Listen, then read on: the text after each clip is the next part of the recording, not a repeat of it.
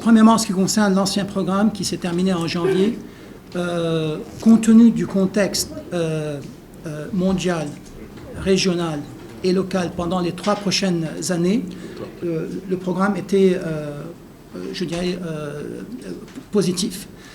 Sachant on a eu la Covid en 2020, puis il y a eu la crise, la crise en Ukraine. Et donc, prenant tout ce contexte-là, il y a eu pas mal de réformes qui ont été faites, qui ont été entamées. Certaines n'ont pas pu aboutir jusqu'à la fin. Et ce que nous souhaitons, c'est que ce nouveau programme que nous allons discuter avec les autorités puisse reprendre ces réformes. Il y a eu une certaine stabilité économique au Sénégal, des taux de croissance qui étaient relativement plus élevés que d'autres pays de la sous-région.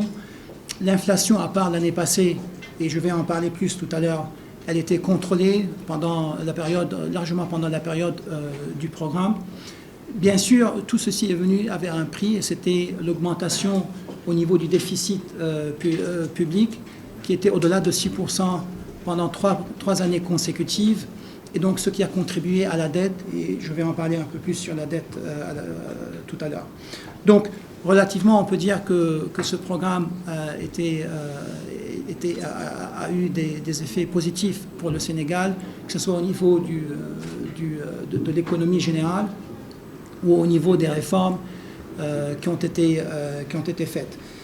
Maintenant, en ce qui concerne le nouveau programme, nous n'avons pas encore nous n'avons pas entamé les discussions formelles pour ce nouveau programme.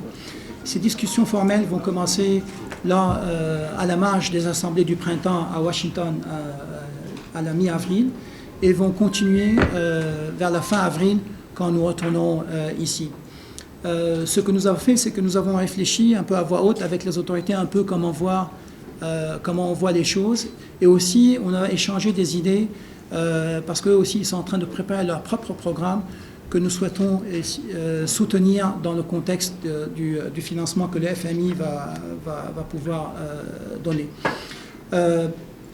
Les idées ont tourné autour d'un programme probablement autour de 3 ans pour le moment.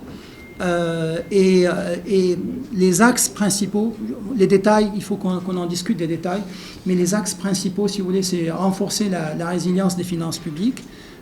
Comme je disais tout à l'heure, il y a eu des déficits assez élevés pendant les 3 dernières années, ce qui a contribué à une augmentation du niveau de la dette.